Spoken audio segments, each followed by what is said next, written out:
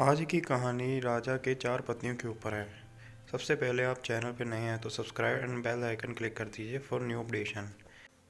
एक बार एक रईस राजा था जिसकी चार रानियां थी।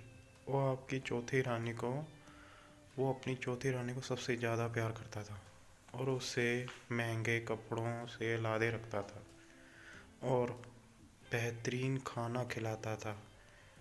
जो सबसे ज़्यादा अच्छा हो, वो अपनी तीसरी पत्नी से भी बहुत प्यार करता था और उसका आस पास के राज्यों में बखान करता था। मगर उससे डर था कि वो एक दिन उसे किसी और के लिए छोड़ देगी। उसके अंदर दिल में डर रहता था।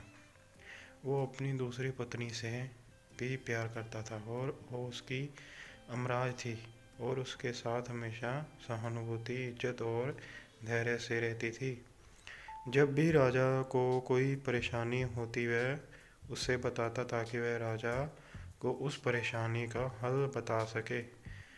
वह राजा को उसे परेशानी का हल बता सके। वो अपनी परेशानी बताता था तो राजा की पहली पत्नी राजा की सबसे वफादार थी, जो सबसे पहली पत्नी थी, और राज्य और उसकी दौलत बढ़ाने में बहुत मदद करती थी, जो उसका राग बाग संभालती थी।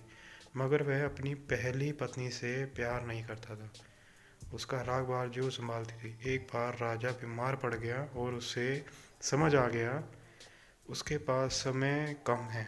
इसलिए उसने अपनी चौथी पत्नी से पूछा कि मैंने सबसे ज़्यादा प्यार तुमसे किया है और तुम्हें सबसे बेहतरीन चीज़ों से नवाजा है, खाना पाना सब चीज़, और तुम्हारी सबसे ज़्यादा ध्यान भी रखा है, हर एक चीज़ का ध्यान रखा है, खाने पाने का भी, सब चीज़ों का, रहने रहने ढंग संग सब।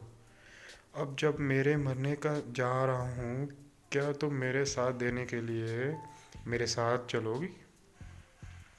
तब उसके चौथी पत्नी ने जवाब दिया कि बिल्कुल भी नहीं।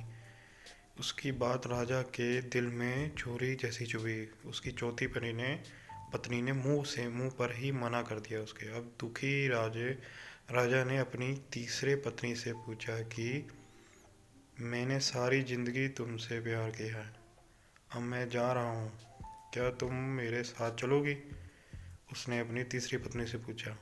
नहीं, पत्नी बोली। ऐसी तीसरी पत्नी ने जवाब दिया, जिंदगी बहुत अच्छी है और जब तुम मरोगे तो मैं दोबारा शादी करूंगी। ऐसी तीसरी पत्नी ने बोला उसके मरने से पहले। अब राजा दिल पे लगा कर बैठ गया और वह ठंडा पड़ गया था। फिर उसने अपनी दूसरी पत्नी से पूछा, मैंने हमेशा ज़रूरत के वक्त तुमसे मदद मांगी, सहायता मांगी और तुमने भी हमेशा मेरा साथ दिया है। अब मैं मरूंगा, क्या तुम मेरे साथ आओगी?